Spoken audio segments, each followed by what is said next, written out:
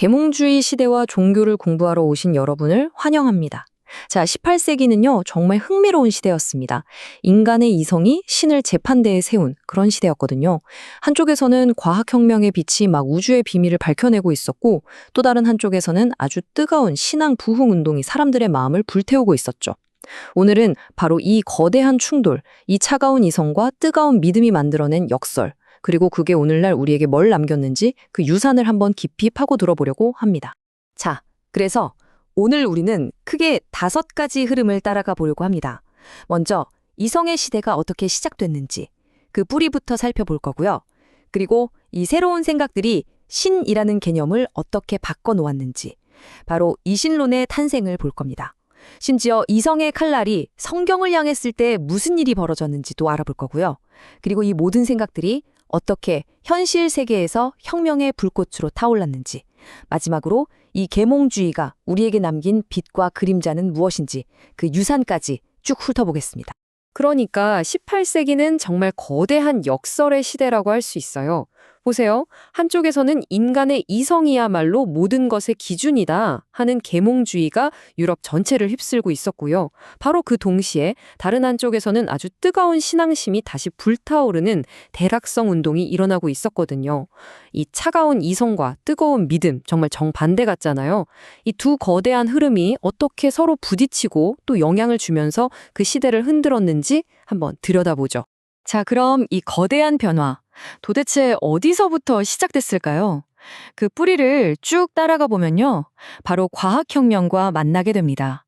아니, 별이랑 행성 움직임 계산하던 과학이 어떻게 신과 인간을 바라보는 관점까지 완전히 뒤바꾸는 그런 새로운 시대의 문을 열게 된 걸까요? 코페르니쿠스가 지구가 돈다고 했을 때, 갈릴레오가 망원경으로 그걸 증명했을 때 사람들은 놀랐죠. 그런데 진짜 결정타는 아이작 뉴턴이었습니다. 하늘에 행성이 도는 것과 땅으로 사과가 떨어지는 게 사실은 똑같은 법칙, 바로 만유인력으로 설명된다는 걸 보여줬을 때 세상은 정말 충격에 빠졌어요. 생각해보세요. 저 거대한 우주조차도 인간의 이성으로 파악할 수 있는 법칙에 따라 움직인다면 우리 인간 사회나 정부, 도덕이라고 안 될 게 뭐냐? 바로 이 강력한 질문. 이게 바로 계몽주의의 심장을 뛰게 한 진짜 출발점이었습니다. 바로 이 정신을 한마디로 요약한 게 임마누엘 칸트의 이 외침이죠. 과감히 당신 자신의 이성을 사용하라. 이게 무슨 뜻이냐면요. 더 이상 교회나 왕이 이게 진리다라고 말하는 걸 그대로 믿지 말라는 거예요. 수천 년 동안 진리의 기준이었던 그 권위 대신에 바로 나 자신의 이성적인 판단을 믿으라는 거죠. 이건 정말 그 시대에는 혁명적인 선언이었습니다. 그리고 그 이성의 힘을 가장 극단까지 밀어붙인 사람이 바로 르네 데카르트입니다. 데카르트는요, 진짜 모든 걸 다 의심했어요. 내 눈에 보이는 게 진짜일까? 내가 배운 지식은 맞는 걸까? 심지어 신은 정말 존재하나? 하지만 이 모든 걸 의심하고 또 의심해도 절대로 의심할 수 없는 게 딱 하나 있었어요. 그게 뭐였을까요? 바로 지금 이렇게 의심하고 있는 나 자신의 존재였죠. 그래서 나온 말이 나는 생각한다, 고로 나는 존재한다. 이겁니다. 이 발견 덕분에 인간의 이성은 이제 그 어떤 외부 권위도 필요 없이 진리를 찾아가는 가장 확실한 출발점이 된 거죠. 자, 이렇게 인간의 이성이 세상의 중심에 서게 되니까요. 가장 먼저 그 시험대에 오른 게 누굴까요? 바로 신이었습니다. 이 강력하고 새로운 이성이라는 렌즈로 신을 들여다봤을 때 과연 신의 모습은 어떻게 바뀌었을까요? 그 결과물이 바로 이신론입니다. 이신론자들은 이렇게 생각했어요. 성경에 나오는 기적이나 구세주 같은 건 이성적으로 설명이 안 된다. 대신 이성에 따라서 도덕적으로 착하게 살면 그걸로 충분히 구원받을 수 있다. 그럼 신은 뭐냐고요? 신은 이 거대한 우주라는 시계를 정교하게 설계해서 태엽을 감아놓고 그 다음엔 더 이상 개입하지 않는 우주적 시계공 같은 존재라고 본 거죠. 이걸 체계적으로 정리한 사람이 이신론의 아버지라고 불리는 허버트 경인데요. 그가 말한 핵심 원칙이 바로 이 5가지입니다. 내용은 간단해요. 최고의 신이 있고 우린 그를 경배해야 한다. 경배의 핵심은 착하게 사는 거고 잘못하면 회개해야 한다. 그러면 사후에 상을 받는다. 이게 모든 종교의 공통분모라는 거예요. 다시 말해 굳이 예수나 모세, 특별한 경전이 없어도 우리 이성만으로 충분히 도달할 수 있는 자연 종교가 있다는 거죠. 이게 무슨 뜻이겠어요? 교회의 특별한 권위나 계시가 더는 필요 없다는 말이기도 했습니다. 그런데 재밌는 건 이신론이라고 해서 다 똑같은 건 아니었다는 점이에요. 예를 들어 볼테르 같은 사상가에게 이신론은요, 기존의 비합리적인 교회를 공격하는 아주 날카로운 지성의 무기였어요. 반면에 루소는 좀 달랐습니다. 루소에게 이신론은 그런 차가운 논리가 아니라 자연 속에서 느끼는 숭고한 감정, 그러니까 머리가 아닌 가슴으로 믿는 신에 더 가까웠죠. 자, 이렇게 이성에 대한 자신감이 하늘을 찌르니까요. 이게 철학에만 머물렀을까요? 아니죠. 그 예리한 칼날은 곧바로 기독교 신앙의 심장부, 바로 성경을 향했습니다. 여기서 정말 중요한 변화가 일어납니다. 스피노자 같은 사상가들이 성경을 더 이상 신이 내려준 신성불가침의 책이 아니라 그냥 하나의 고대 문헌으로 보기 시작한 거예요. 그러면서 이런 질문을 던지기 시작했죠. 이거 진짜 모세가 다 쓴 거 맞아?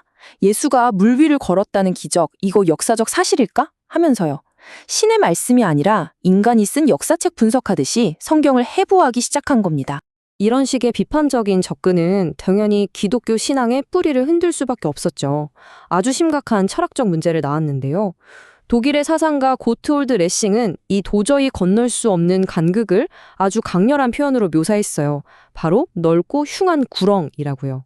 레싱이 말한 구렁이 뭐냐면 바로 이겁니다. 생각해보세요. 2000년 전 저 멀리 중동의 어느 한 곳에서 일어났을지도 모르는 우연한 역사적 사건들, 예를 들면 기적 같은 것들이요. 이게 어떻게 시간을 초월해서 모든 사람에게 적용되는 필연적인 이성의 진리, 예를 들면 신의 존재 같은 것의 증거가 될 수 있냐는 거죠. 레싱은 이 둘 사이에는 결코 메울 수 없는 깊고 흉한 구렁텅이가 있다고 본 겁니다. 그런데 이런 철학적인 논쟁이 그냥 학자들의 책상 위에서만 머물렀을까요? 천만에요. 이 생각들은 서재를 뛰쳐나와서 유럽의 거리를 피로 물들이는 거대한 혁명의 불꽃이 됩니다. 자, 어떻게 그렇게 됐는지 한번 보시죠. 철학이 현실이 될 때 무슨 일이 벌어질까요? 이 질문이야말로 프랑스 혁명을 이해하는 가장 중요한 열쇠입니다. 계몽주의라는 철학이 드디어 정치적 현실이 되고 때로는 아주 폭력적인 현실이 되는 바로 그 순간이었거든요. 1789년 프랑스는 정말 말 그대로 폭풍의 눈이었습니다. 불과 몇 달 사이에요. 수백 년 동안 이어져 오던 절대 왕정이 그냥 무너져 내렸어요. 그리고 신이 왕에게만 주었다고 믿었던 그 권력이 이제는 국민에게서 나온다는 그야말로 세상을 뒤엎는 새로운 원칙이 선포된 겁니다. 그리고 그 새로운 시대의 정신이 고스란히 담긴 문서가 바로 이 인간과 시민의 권리선언입니다. 제1조 인간은 자유롭고 평등하게 태어났다. 제3조 모든 주권은 국민에게 있다. 제10조 종교를 포함한 어떤 의견 때문에도 불안해서는 안 된다. 이 내용들이 뭘 의미하겠어요? 자유나 평등 같은 건 왕이 내려주는 선물이 아니라 모든 인간이 태어날 때부터 당연히 갖는 권리, 즉 천부인권이라는 걸 선언한 거죠. 우리가 지금 누리고 있는 현대 민주주의의 DNA가 바로 여기서 탄생했다고 해도 과언이 아닙니다. 자, 그럼 마지막으로 이 격동의 시대, 계몽주의가 우리에게 남긴 유산은 과연 무엇일까요? 그 빛과 그림자는 무엇이고 우리는 여기서 무엇을 생각해야 할까요? 여기서 우리는 계몽주의 시대가 남긴 또 하나의 놀라운 역설과 마주하게 됩니다. 한쪽에서는 이성이 낳은 산업혁명으로 공장이 돌아가고 인간이 기계의 부품처럼 되어가고 있었죠. 악마의 맷돌이라고 불릴 정도였으니까요. 그런데 바로 그 시대에 인간 정신의 가장 숭고하고 아름다운 표현이라고 할 수 있는 바흐, 모차르트, 베토벤의 음악이 탄생해서 울려 퍼졌다는 사실입니다. 기계의 굉음과 천상의 멜로디가 함께 존재했던 시대, 정말 아이러니하지 않나요?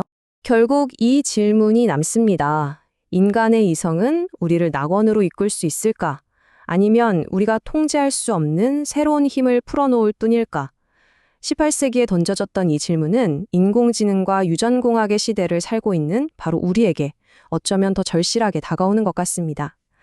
인간의 이성이 가진 이 빛과 그림자, 그 양면성에 대한 고민을 여러분께 마지막 질문으로 남기면서 오늘 이야기를 마무리하겠습니다.